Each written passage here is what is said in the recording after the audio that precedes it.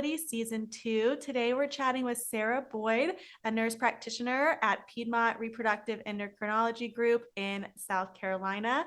Sarah's going to discuss with us third-party reproduction, so topics such as egg donation, sperm donation, and gestational carriers. Welcome, Sara. Hi, thank you so much for having me. Thanks for being on with us.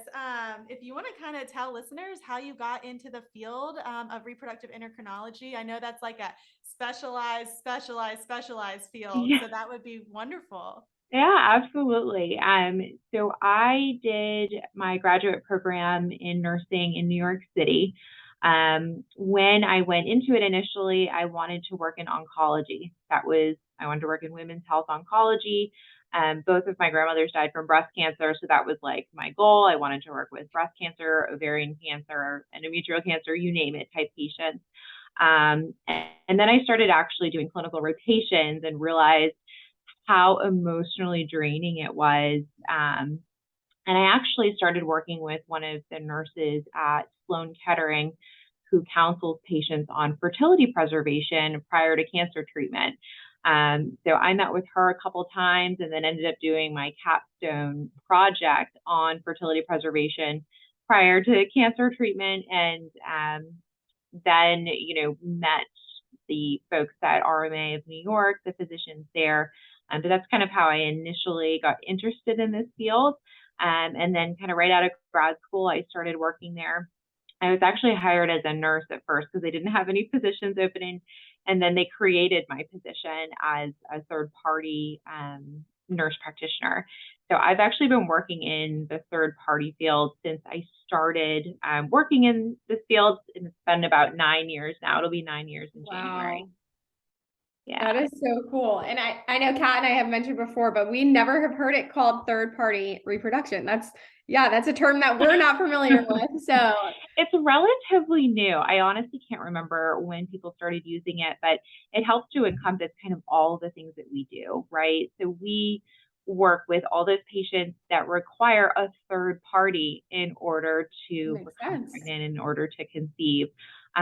So same-sex male couples that need both an egg donor and a gestational carrier, heterosexual couples that need an egg donor and gestational care. I mean, the combinations are kind of endless. And that's what I love about my job is every day is something different. It's always a new patient that I get presented with by the physician that has a new case. And sometimes it's unique to me, even now. Sometimes I still get, cases that I haven't worked with before. But it's exciting to be able to, help them to conceive and navigate the third party realm because, a lot of times patients come to me and they've gone through treatments. They've been to different centers that, they've been through it all. And so it's really nice to be the end stop at their journey and having them, walk away pregnant. So yeah, I really enjoy it. I bet you touched on so many things that I was just thinking of when you mentioned, like third party reproduction. They've already been through they've been through the ringer of infertility, and now they're saying, okay, what are some other alternative ways? And I like how you touched on the navigation piece. So I guess for listeners, and it's going to be different, like you said, like every case is just so different. Could you kind of walk through what, like, let's say like a sample patient would look like in your field of third party Sure. and kind of how you navigate for Yeah, those? absolutely. So I touched upon a little bit about those patients that need, both egg donors, gestational carriers. Like I said, it can be any combination. But I would say my most common case that I work with is a patient that, has tried on their own. They've done everything. They've tried natural conception. They've tried IUI treatments, not timed intercourse, IVF even, and it's just their ovaries are not functioning properly. And really a lot of times what I love is the physicians will be very honest with them and, they don't want them to go through futile treatment where there's a huge emotional cost and there's a huge financial cost. Like we don't want patients to be putting their resources towards something that just isn't going to be successful. So they come to me, typically needing an egg donor to conceive. I would say that's the majority of my patients. They're going to be carrying the pregnancy on their own. And what we do initially, I kind of try to give them as much information as I can without overwhelming them, because they've already spoken with the physician. Generally, my first meeting is not the same day that the physician brings up the topic of needing an egg donor. Generally, I'll reach out to them a little bit later and kind of let them know, because there are so many options for receiving donor eggs. You can go through Fresh program. We happen to have an in-house Fresh donor program here at PREG. You can use frozen donor eggs. That realm has exploded over the past, definitely even few years. There's a lot of wonderful egg banks out there that we work with. The patients can go online and look at donor profiles, and eggs can be shipped to our clinic in a matter of weeks. And then also sometimes people use a known egg donor, someone that's known to them, that's within a good age range. We'll do an initial fertility workup to make sure they're a good candidate. Of course, there's legal and psych involved with that, but that's another option. And then the last option would be to use an agency. So they're kind of like recruitment agencies. So they work to find donors from all over the country, and patients work directly with them. We monitor the donor, do all their screening and everything, make sure, and that's all done appropriately. Sometimes we'll even start the stimulation wherever they live, and then they come here, kind of partway through the stimulation cycle and then have their retrieval. So yeah, it's a lot. There's a lot of options for people. Which is great though. That's amazing. Yeah, it really is. That's one of the things that I really love, is just and that's what I tell people all the time. You have options. You have so many options. It's 2022. There's probably things that you didn't even think about. And yeah, it's really rewarding. Yeah, it sounds like it. And I think that's really unique probably of PREG, that they will just take, take anything from an outside party or whatever in terms of egg donation. Is that common? Yeah. See, because it wasn't common when I was considering it. I was having a hard time. Couldn't do it. Do you mean using an agency egg donor, or? Yeah, or just not having that the patient isn't of PREG, right? So being able to have those eggs shipped in or embryos shipped in. Oh yes, yeah, no, absolutely. I would say, when we started doing vitrification, it's even a couple years prior to me starting, when it became FDA approved to freeze eggs. I think it was kind of actually right when I was starting in the field. Since then, there was one egg bank, and now we work with 7 egg banks alone. Wow. And there's more out there. So yeah, it's really special, and it's accessible to patients. Prices, I feel are starting to become a little bit more reasonable. There's also, third-party insurance companies now that are working with a lot of companies that actually provide donor benefits and benefits for purchasing donor eggs. So speaking really on the price piece, we've heard it from patients, but you live it all day long. Are there multiple choices? I mean, from my understanding, in terms of egg donation, they typically come in set numbers, right? 6 or 12. Could you kind of touch on the financial piece of that? Yeah, and I actually do try to stay away a little bit from that, just because it changes so much, and I, keep up with all the clinical aspects of everything. I would say on average, what they call a lot or a cohort of frozen eggs is generally 6 to 8 eggs that you receive. Pricing can range from, I've seen 15,000 up to on up. It can go higher than that. Each egg bank has their own pricing and kind of their own packages. And then of course there's fees involved at the clinic, because we're going to be doing your ultrasounds in your labs. We're going to be thawing those eggs, fertilizing them, doing the embryo transfer. So we have our own fees as well. And then even with our in-house Fresh program, we do have different tiers kind of for pricing. So we have 3 different levels. We receive a specific amount of eggs at a minimum. So to make that, so to make that a clinical question, because you answered that perfectly, what would that, so what would that look like when a patient comes to you? Do you help recommend like, hey, I think you should do 6 or 8, or what does that success rate look like with egg donation? Sure. So the success rate with egg donation, I mean, we're generally looking at probably about a 50 to 60% pregnancy rate per transfer. So I always ask people, and the physicians actually usually ask before I even start talking to them, what's your family building goals? Are you in a new relationship and you're looking to add one child to your family because you both have children from previous relationships?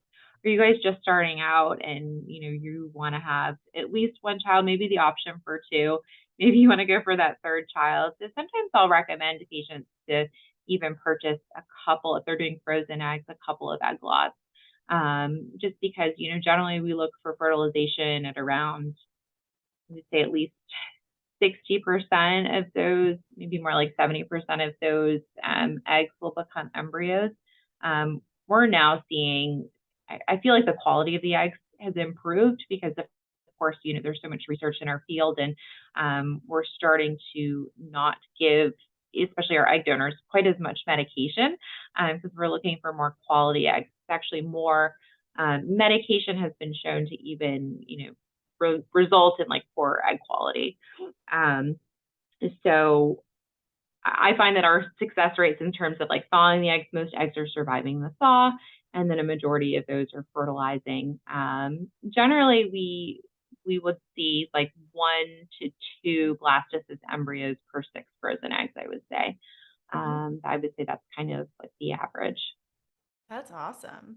That I makes know. me feel better I feel like about those are good numbers. Yeah, I was gonna say my numbers. I got 9 eggs and I ended up with one blast. So I was like, okay, that's kind of kind of en route. It's So so tough. it is. So I mean, that's all. So do you mostly see, that's what you're saying, you mostly see like the donor eggs. Do you work with couples for donor sperm? Is that still considered third party reproduction?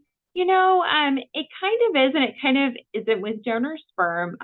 Our fertility nurses and our IVF nurses also work with those patients, just because it is, I feel like it's a lot more commonplace these days. We see a lot of patients, even, heterosexual couples that need donor sperm. And sperm banks have been around for a really long time. So it's a lot kind of easier to just go ahead, go online and order sperm. I think the biggest thing that we talk about is like genetic carrier screening compatibility. So making sure that wherever those eggs are coming from and wherever those sperm are coming from, that they've had genetic carrier screening to make sure that they're not a carrier for the same genetic disease, that there's been counseling. So yeah, I would say a lot of like the IVF nurses and fertility nurses handle, if a patient just is using donor sperm, then they would still handle that case. Now, because I obviously went through embryo adoption myself, that would be my next question. Would that be considered third party? Like, is that under that umbrella? It is. It definitely is. And, not every clinic has an embryo adoption. I actually prefer the term embryo donation to a donated embryo. Okay, coming from, someone from like a professional standpoint, I constantly like say adoption and I go through both. And I know that the term is like interchangeable, but I am curious, just like from your point of view, like the donation piece. Yeah, I see it as a donation. I see adoption as, adopting a child, but I feel like it just depends on a person's perspective. We're open to calling it, whatever a patient feels comfortable calling it. But yeah, I mean, it's essentially you're receiving a donated embryo. I think, sometimes the way I look at it and the way I explain it to patients is, a seed is not a tree, right? So you're receiving a seed to hopefully become a tree, but without that maternal environment, it can't become a living, breathing human being. So, but yeah, I mean, we definitely use those terms interchangeably. I would say, there's both outside embryo donation organizations, and unique to PREG, we have our own in-house de-identified embryo donation program, which is really, really great, especially for those couples where they have these embryos left, they've completed their family, but they're at a loss. I don't want to just discard these embryos. I don't necessarily feel comfortable donating them to research, although that's a great option as well. And so we do allow them to donate them anonymously or de-identified. Anonymity is kind of impossible in this age. So we call it de-identified. And then, we have patients that get on our wait list to receive those donated embryos. And we can match patients, in about 6 to 12 months for receiving one. So That's awesome. Yeah. So you started in this field 9 years ago. Have you seen embryo donation, embryo adoption skyrocket? yes, and it's great because, a big problem in the fertility field is there are so many embryos, eggs, sperm just sitting in tanks across the country. A lot of times, some of them are abandoned. Like it's a big problem. So I would love to see even more of these programs, come to light in different clinics, across the country. I feel like people are starting to do it a lot more. But yeah, especially here at PREG, we see it a lot.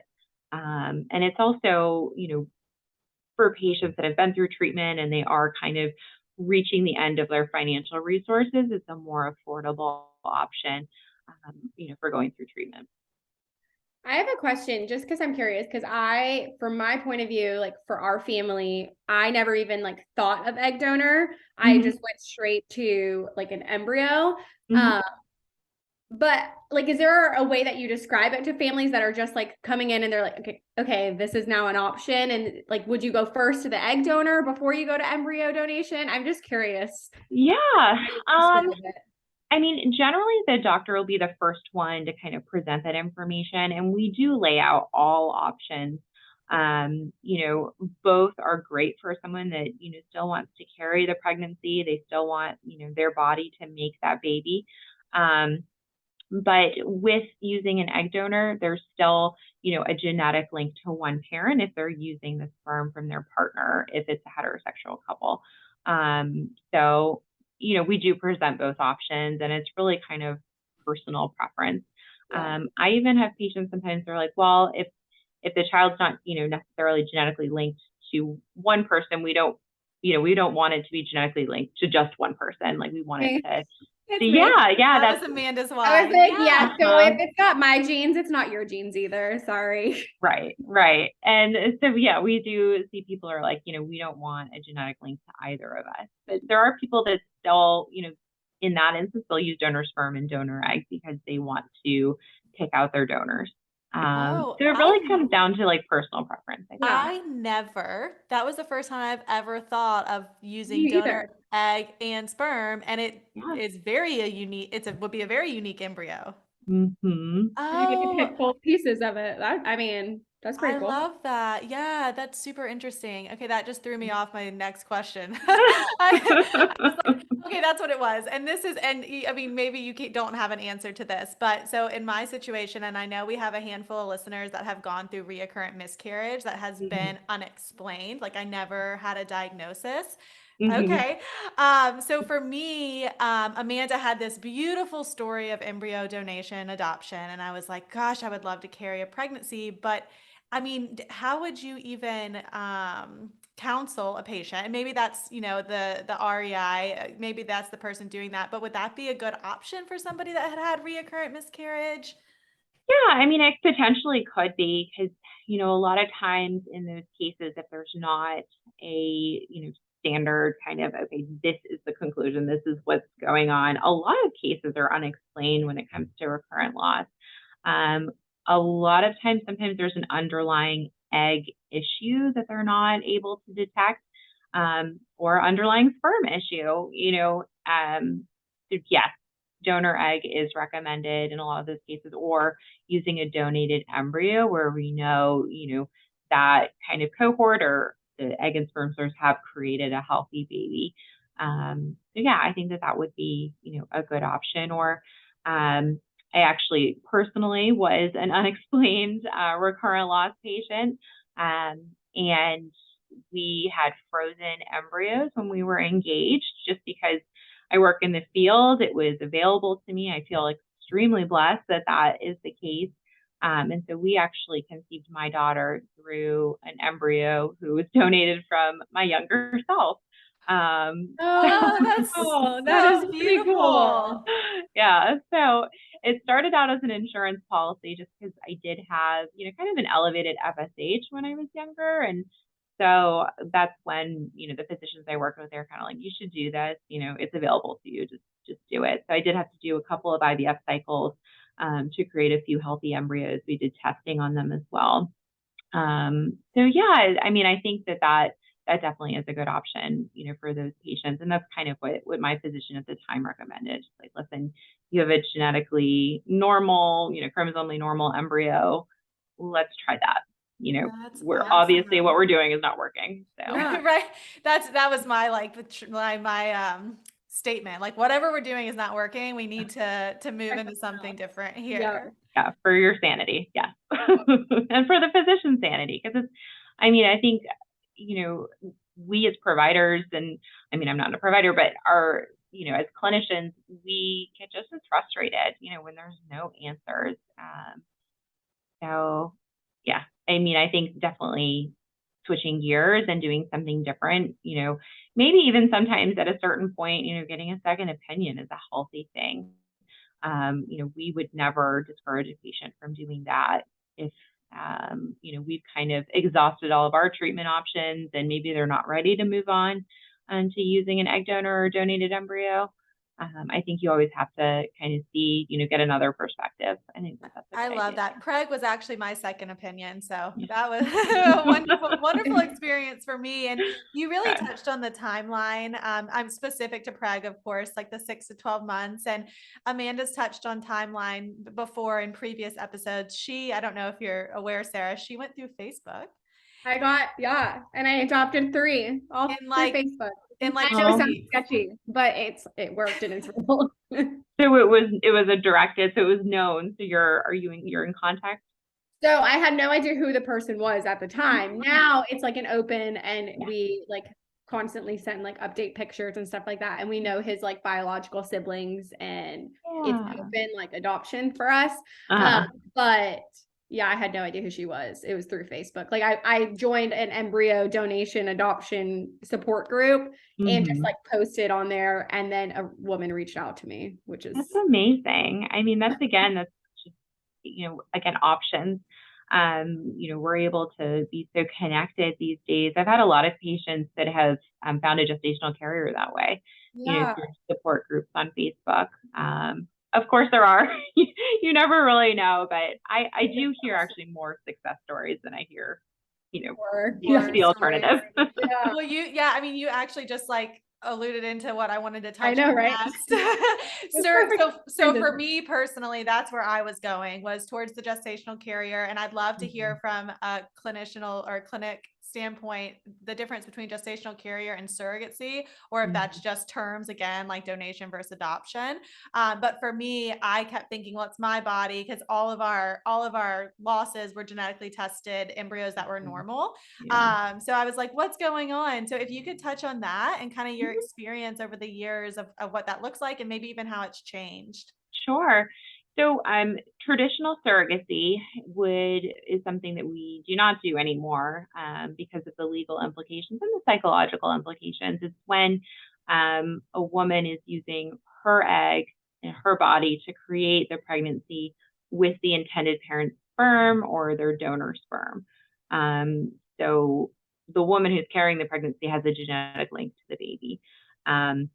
So that's not really done anymore. So that's where the gestational carrier term comes, because there's no genetic link. The intended parents, it's their embryo, whether it was from donor egg, donor sperm, their own egg, their own sperm, combination of both. But yes, I think there were probably legal cases and situations that occurred. And so they stopped doing traditional surrogacy. We still have patients that ask about it because they have, a friend or relative that wants to be a traditional surrogate for them. There may still be clinics that do it, but it definitely becomes very messy, like I said, both psychologically and legally. Yeah, and I know, and I was familiar with that. And so just kind of out of curiosity, so historically, surrogacy, would that almost look like an IUI? Would that I You think know? that that's what they used to do. Oh, I Yes. didn't even think of it like that. That's so true since it's their own That's, yeah, egg. why would you do that? So a gestational carrier, just for our listeners, is really the gestational carrier, and Right. they go through the second half of IVF, like the transfer Mhm. process of the The intended transfer. parent's egg and sperm. Okay, Mhm. neat. That's like the easiest way that I describe to people who don't know IVF or like know of embryo adoption or anything. For my own case, I'm like, I basically was like, I would say surrogate, but now that makes more sense. Now I know the real term, but like gestational carrier of a baby that I get to keep. That's like Yeah. the easiest way to describe it. Yeah, yeah. No, that's super interesting. Okay, so moving into gestational carrier again, I think, and I could be wrong, but it's most of the time the most expensive option. Yes, that's correct. It is. That'd be It like is. the last option you offer people usually. You kind of go through like egg first and like then kind of work your way to it. Yeah, no, that's exactly right. Some patients, I mean, that's their only option with our same-sex male couples, of course. But yes, I mean, a lot of people don't realize everything that goes into it. So, from start to finish, we have to review a carrier's medical records from their previous pregnancies. They have to have had a successful, uneventful previous delivery. And then they have a physician consultation, a full medical screening appointment, psychological screening. Their partner has STD testing, and then their partner, if they have one, is also involved in the psychological screening. So usually it's the intended parents, the gestational carrier, their partners separately, and then everyone together in a group session. Once that has been worked out, and generally during actually the psych appointment is when, the clinician will start bringing up, okay, if there's something wrong with the fetus that's compatible with life, but they may die shortly after delivery. We all know that there's tons of different complications that can occur. What's going to happen? They have to kind of go through all of those worst case scenarios to make sure the gestational carrier and the intended parents are all on the same page. And then a lot of that stuff's written into the legal contract. So it's generally like the last piece. So if you add all of that up and then the fertility treatment, I mean, a lot of times gestational care, you're looking at like $85,000 all in, just depending on the region that you're in. Mm-hmm. But yeah, it's definitely very, very expensive. Yeah. So, and then let me ask you this. So, we were really lucky to record last week, was it, Amanda? Maybe the week before. A woman had used a gestational carrier. She actually did an IVF transfer at the same time, and they both got pregnant. Wow. Wow. Yes. She has two about 8 weeks apart. Oh my gosh. Yeah. And so one of the things she mentioned to us, and I don't know if you've seen this in your practice, but another requirement for her gestational carrier was that she was finished having kids Oh. based off of potential complications. And in their Mhm. situation, and I'm going to share it because her episode will air first, but her in that situation, the gestational carrier did hemorrhage out and was very close to having a hysterectomy. So Oh I my didn't goodness. know if you've seen that, or is that kind of just per clinic? Maybe they say you should probably be done having your own children. Yeah, I would say that's probably per clinic. I would say a majority of the gestational carriers are finished, having their own children. And generally that's something that'll come up during the psychological consultation is, what's going to happen if something goes wrong with you? Like, are you intending to have any more children? But it's not necessarily a requirement, depending on the clinic, but definitely something to think about for sure for people that are listening that are thinking about becoming a gestational carrier. Absolutely. Um, Amanda, do you have any like other further questions about embryo donation before I kind of jump into the next thing? No. I mean, you've answered it like really great and explained it well. So Good. Yeah. I mean, I definitely it's so wonderful that that's becoming more and more popular these days. And also that people are starting to talk about it. that's People what are I really love. talking about IVF and talking about that a lot, especially, with some of the celebrities doing IVF and going through their own steps. But I would love for people to start talking more about third party reproduction, not just in the gestational carrier, but using an egg donor, using a donated embryo. Hopefully in the coming years, people will start talking about it more. With that said, that's what I was going to ask you. Going to conferences or just being in the field, like, is there any exciting new innovations coming up with third-party reproduction, like looking into the future, or really it's that embryo donation and adoption that's getting some fuel? Yeah, I would say that and really using frozen eggs. I think that that really is, kind of the future, is a majority of patients using frozen donor eggs just because, um, you know, you have those eggs, that they're there. Because when using a fresh donor, even though it's still widely used, it can be very challenging. The donor can mess up on her medication. She cannot start medications on time. She could flake out. She could have a positive STD testing right before she's starting stimulation. The stimulation could not go well, just because she's young, healthy, and fertile doesn't necessarily mean that it's going to be, successful. So there's a lot of factors like that that some patients just want to avoid. So I see a lot more patients using frozen donor eggs in the future. And I think, and you could speak better to this, but cryopreservation in 2022 is rampant compared to maybe 10 years ago. I think a lot more females feel empowered to say, hey, I'm 28, 30 to 35 and I haven't met a partner and I'm going to freeze my eggs. So I feel like that frozen egg bank is also going to just keep going up and up in volume. Yeah, the people freezing eggs, definitely, for their own, future insurance policy, is definitely on the rise, especially once egg freezing became FDA approved, 9, 10 years ago, whenever that was.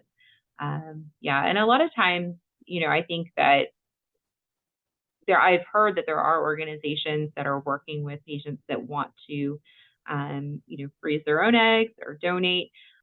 With our in-house program, after a certain number of donations, we do, allow donors to freeze eggs as well, as a benefit to being an egg donor. So I see a lot of that kind of intertwining. That's really interesting. That's awesome.